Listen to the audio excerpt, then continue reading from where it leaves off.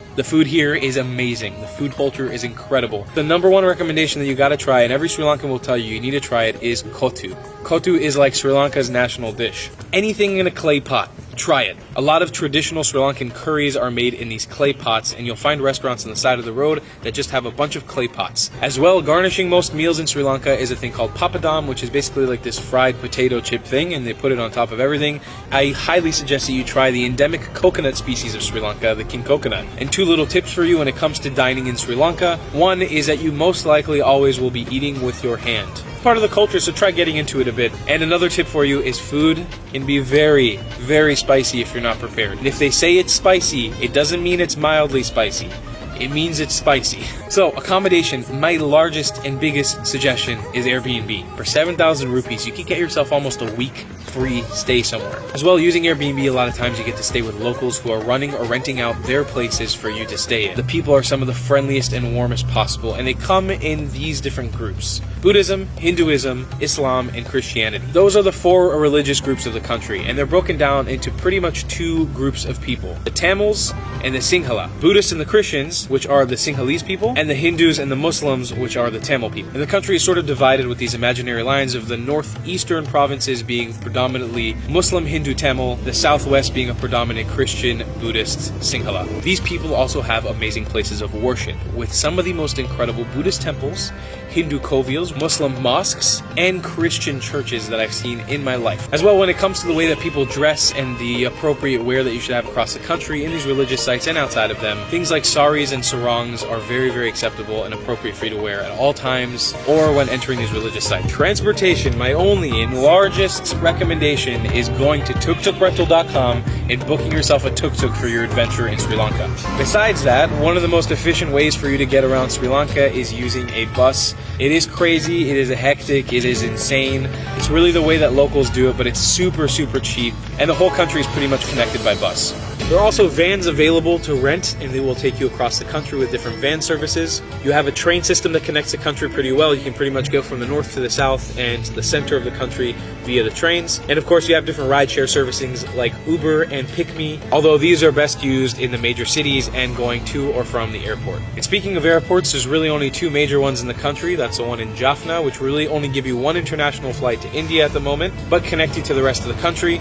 And of course, the Colombo International Airport, also known as the one that's based in Negombo. It's not actually in Colombo, it's right outside of Colombo. That will connect you to everywhere else in the world. I can confidently tell you, Sri Lanka is 100% a safe country. It is in every sort of definition of the word safe. The people here are some of the most welcoming and helpful people in the world. They've got your back, and they will make sure, because they want Sri Lanka to be represented in a positive light around the world. They want foreigners to come to their country. They will look out for you. They will have your back, and they will take care of you. They'll go. And I can confidently say, after 3 months of being in that country and living partially in Colombo and outside and just traveling all over, I can really say that there hasn't been any moments that I can recall where I felt unsafe or in danger at all. So in the few months that I extensively traveled Sri Lanka, I got to visit a bunch of the provinces that make up the country. Let's kick this guide off with Colombo. Colombo is the capital and largest city of Sri Lanka, and it's where you can get a lot of stuff done, whether you're in the middle of your trip, at the beginning, or at the end of your trip. For one, shopping is incredible here. There's lots of markets and lots of places to get traditional clothing and really, really good food. And Colombo is broken down into a bunch of numbered subdivisions and sub-cities.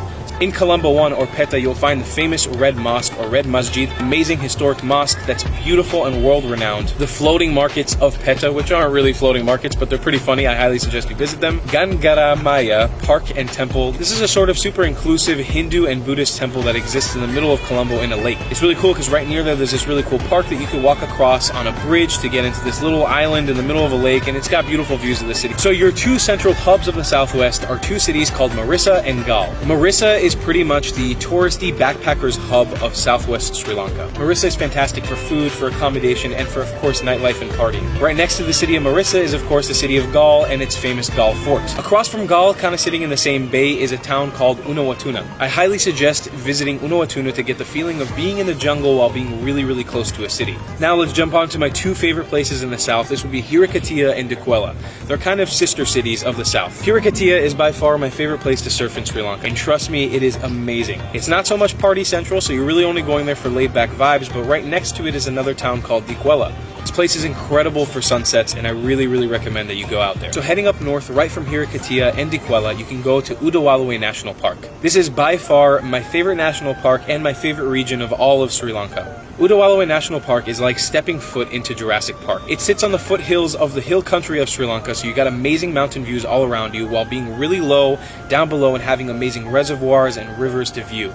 Jumping off from there, we have Yala National Park. It has sort of gotten this reputation as being the premier safari hotspot of Sri Lanka. And the reason is that you can most likely see all of Sri Lanka's endemic popular big five animals right around that area. 3 of which being the Sri Lankan sloth bear, the Sri Lankan leopard, and the Sri Lankan elephant. Alright, from Yala National Park, we'll head off to the East Coast, or the Eastern Province. We got 3 major cities here that are 3 hotspots that you should definitely visit. Beginning with Aragon Bay. Aragon Bay has become a hotspot for travelers from all around the world for nothing else but surfing. Just north of Aragon Bay, we'll head off to the town of Batiklo. Batiklo is an amazing, super under-visited area in Sri Lanka. It is more in the Tamil Hindu region of Sri Lanka, and it's got home to amazing culture, incredible people, and really good food. It doesn't have any incredible mind-blowing sights. It's got a really nice old colonial fort and some beautiful white sand beaches that you can go snorkeling off. Probably the most popular spot in the east, Trincomalee. Trincomalee is really famous for one island called Pigeon Island. This is pretty much the best place in all of Sri Lanka to do your snorkeling or scuba diving. I'm going to start you off with the city of Polonnaruwa. This was one of the old ancient kingdoms of ancient Sri Lanka. It is a Buddhist cultural heritage site, and it is absolutely mind-bendingly beautiful. It's got tons and tons of ancient ruins, giant mind-blowing temples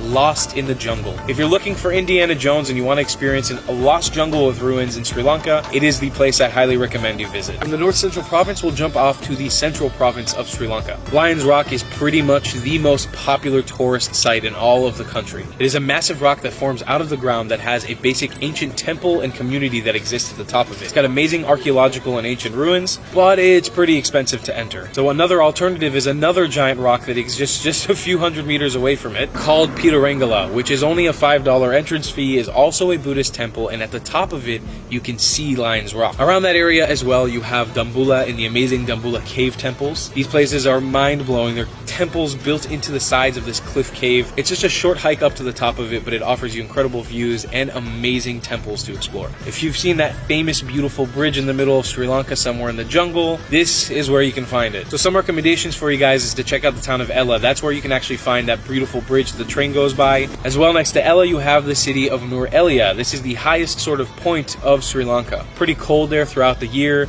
It's pretty rainy, it's mountainous, and it used to be the old British colonial base of Sri Lanka. Besides that, you have the second largest city in the country, Kandy. Kandy is a big sprawling city and is the capital of the Central Province of Sri Lanka. It's also home to some of the biggest festivities that happen across Sri Lanka, like the Paraheras and cultural events, so you can see the Kandyan dancers and, of course, the temple tooth of Buddha. From the Central Province, we'll jump off to the Northwestern Province. There's a town called Kalpitia, which is really great for sort of an emerging kite surfing and surfing scene. Go to the little town of Maho and look for the Yapahua Rock Fortress. This is something that nobody knows about. I've hiked it twice, and both times there were like 0 tourists there. It's super cheap to enter, and it's got amazing views just like Sigiriya or Pitarangala. It's a massive rock that juts out of the ground in the middle of this plain. It's got an old ancient Sri Lankan fortress at the top, and it is absolutely beautiful. The northern province of Sri Lanka is a little bit different than the southern provinces of Sri Lanka because it is a majority Tamil Hindu. 2 amazing spots up there that I want to recommend you visit. At the end of Mannar Island, you'll find a place called the Adams Bridge National Park.